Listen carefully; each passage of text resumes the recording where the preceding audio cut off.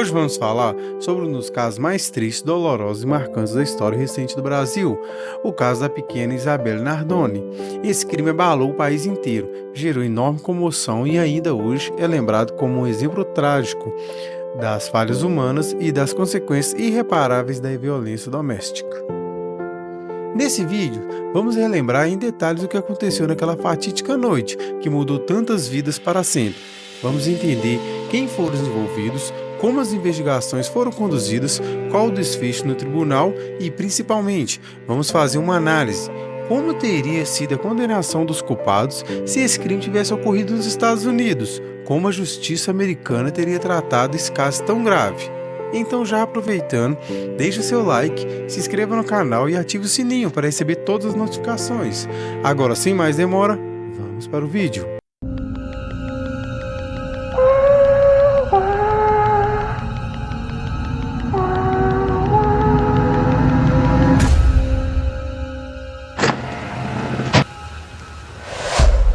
Pode, enfim, ter um desfecho. A justiça deve decidir hoje o destino do casal Alexandre Nardoni e Ana Carolina Jatobá, acusados pela morte da menina Isabela. O caso de Isabela Nardoni é até hoje um dos episódios mais tristes e revoltantes da história criminal do Brasil.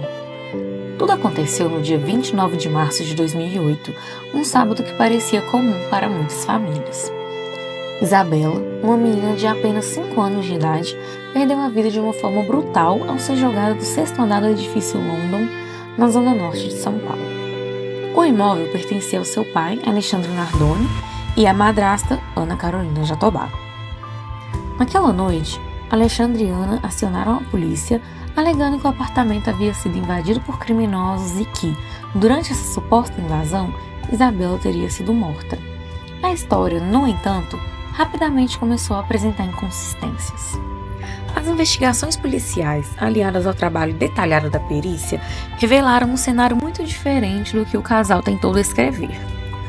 Marcas de agressão no corpo da menina indicavam que Isabela havia sido espancada e depois asfixiada antes de ser arremessada pela janela.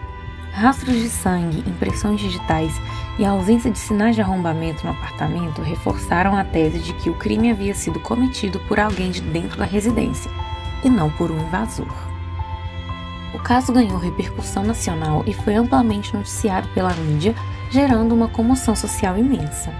Durante o julgamento, que também foi cercado de forte cobertura da imprensa, novas evidências vieram à tona. Testemunhas relataram brigas frequentes entre Ana Carolina Jatobá e a mãe biológica de Isabela, além de ciúmes e tensões familiares. Peritos explicaram como as marcas de esganadura e as lesões encontradas em Isabela eram compatíveis com as agressões anteriores à queda. Em março de 2010, 2 anos após o crime, Alexandre Nardoni foi condenado a 31 anos, 1 mês e 10 dias de prisão, enquanto Ana Carolina Jatobá recebeu uma pena de 26 anos e 8 meses. Ambos foram condenados por homicídio triplamente qualificado, com as agravantes de motivo torpe, meio cruel e impossibilidade de defesa da vítima. Hoje, tanto Alexandre quanto Ana cumprem pena em regime semiaberto, com direito a saídas temporárias em datas específicas.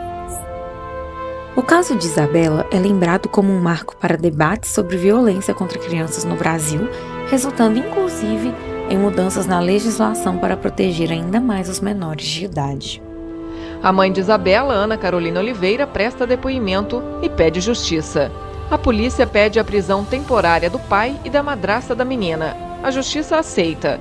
Antes de se entregarem, Alexandre Nardoni e Ana Carolina Jatobá divulgam cartas em que afirmam que não cometeram o crime e que amavam Isabela. Agora, vamos imaginar como o caso de Isabelle Nardoni teria sido tratado nos Estados Unidos, um país conhecido pelas suas leis penais muito mais severas, principalmente em crimes contra crianças. É importante lembrar que o sistema judicial criminal americano varia bastante de estado para estado. Cada um tem suas próprias leis e penalidades específicas. Mesmo assim, em praticamente todo o território americano, crimes hediondos envolvendo menores de idade são tratados com extrema rigidez.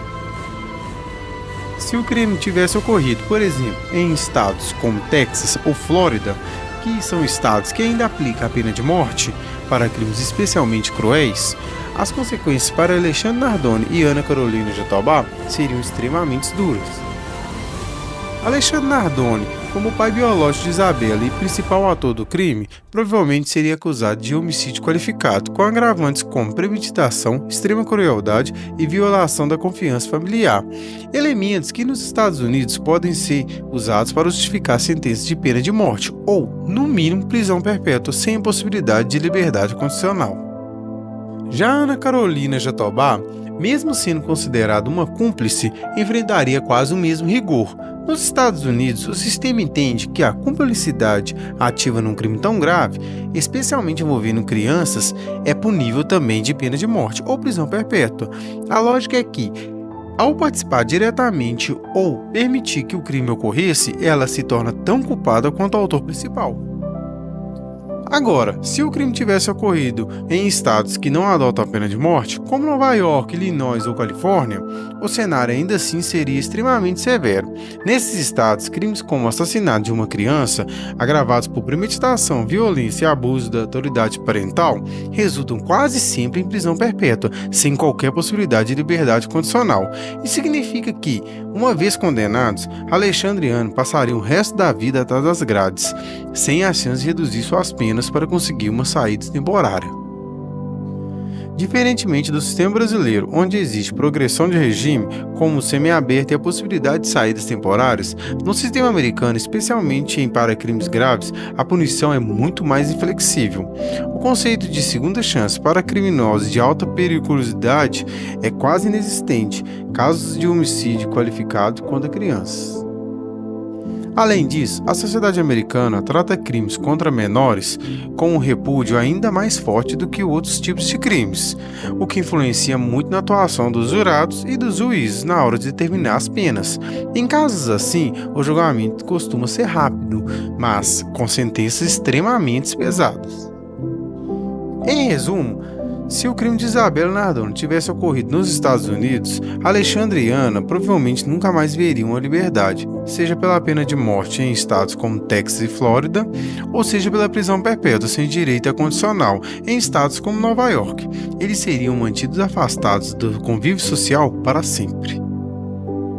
Para entender melhor como o sistema de justiça americano trata casos parecidos, vamos agora relembrar de um crime real que aconteceu nos Estados Unidos e que também chocou o país pela brutalidade e pelas circunstâncias envolvendo crianças. Assim, conseguiremos comparar ainda mais de perto a diferença entre as abordagens do Brasil e dos Estados Unidos. Um caso que chamou enorme atenção nos Estados Unidos foi o de Susan Smith, ocorrido em 1994 na Carolina do Sul. A história é perturbadora e cheia de reviravoltas. Susan Smith era mãe de 2 pequenos, Michael, de 3 anos, e Alexander, de apenas 14 meses. Em um ato chocante, ela afogou seus próprios filhos ao dirigir em que eles estavam até o meio de um lago e deixá-lo afundar. Inicialmente, Susan afirmou ter sido vítima de um sequestro cometido por um homem armado. Ela deu entrevistas emocionadas, fez apelos públicos pedindo o retorno dos filhos e comoveu a opinião pública durante dias.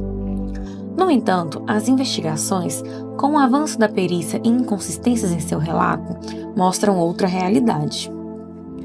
Poucos dias após, Susan confessou o crime, admitindo que havia matado os próprios filhos.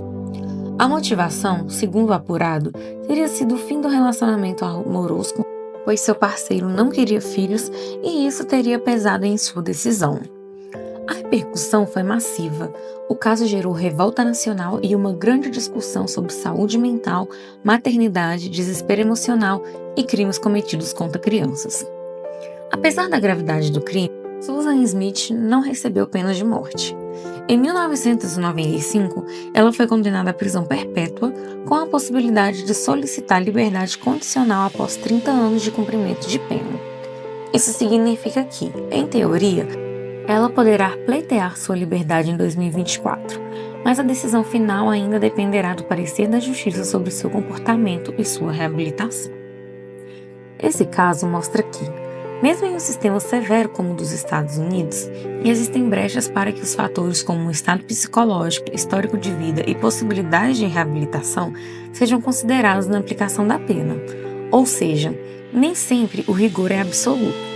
Em certos casos, há uma análise mais humanizada embora a punição ainda seja muito pesada.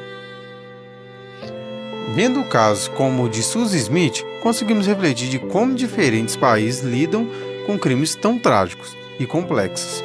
Agora eu quero saber a sua opinião. E você, o que acha? O sistema penal americano com penas mais duras seria mais eficaz para lidar com casos como de Isabela Nardoni? Ou você acredita que o sistema brasileiro, com a chance de reabilitação, ainda é o caminho certo? Deixa aqui nos comentários a sua opinião, ela é muito importante. Não se esqueça de curtir o vídeo, se inscrever no canal e compartilhar com quem gosta desse tipo de conteúdo. Sugira também novos casos para a gente analisar juntos. Muito obrigado por assistir até aqui e até a próxima!